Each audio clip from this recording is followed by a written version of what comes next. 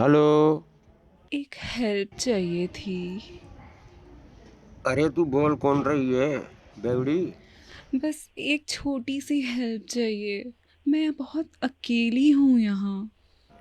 अकेली क्यों? हम है ना। आपको अकेला थोड़ी होने देंगे।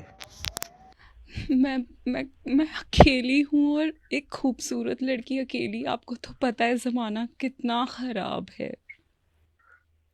अरे नहीं हो आप अकेली, मैं हूं ना।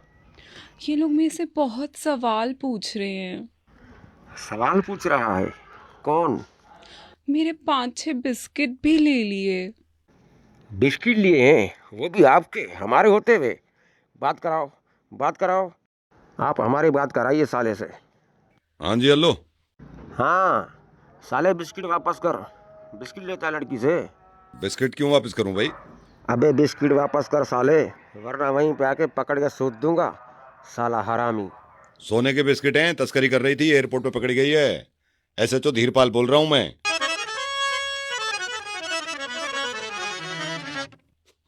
Hello, hello. अस्सलाम अस्सलाम वालेकुम सर। तार बिजली से पतले हमारे पिया, तार बिजली